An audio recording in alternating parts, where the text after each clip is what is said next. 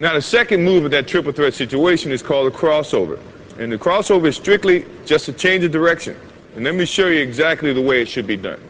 In protecting the basketball, you're jabbing with your right foot, and the defense sometimes react that way, and you want to change your direction. This is what most of the people do that's going to get called for traveling. In jabbing with this right foot, they get so quick, they go this way by moving their left foot, which is your pivot foot. That is traveling in any league. So the correct way to do it is when you jab, now you're going to pick up the same foot that you jabbed with and change directions.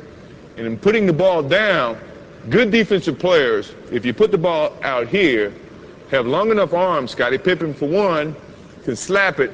Your momentum is going this way and the ball is going that way.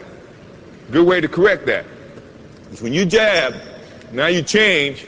If you put the ball here, you got protection from your right leg. Your hand should be here protecting the basketball anyway. So now the only way the defense can get to that ball is to go through your arms, go through your legs. 9 times out of 10, it's going to be a foul. I say 9 times out of 10 because I could get away with it. But I don't play anymore, so you don't have to worry about that. So, jab step, change the direction this way, putting the ball inside your legs. Now the good thing about an offensive player is you got to be able to go both ways. If you go one way, now you're limiting your options. The defense is going to read that, and then they become more, I guess, have the advantage to try to limit your options. As an offensive player, you never want to limit your options. So when you're working on that move to do it this way, also do it that way. So now you can have 2 options. If my man is taking a defensive stance, the thing that I'm looking at right now is he's playing parallel. So now he's playing me to go either way, which is good.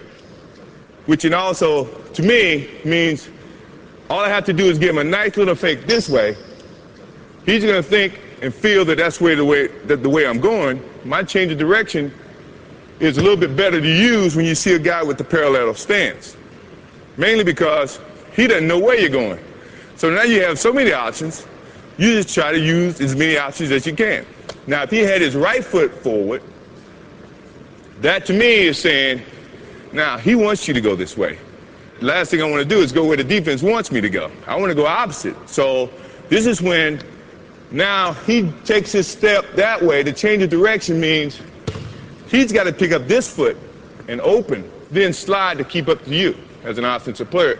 That takes more time than you taking that crossover and driving to the hole. So you have the advantage in that sense. Now, if he has his other foot up, this is what I was telling you about being able to go both ways. Now you can do the same thing and attack it this way.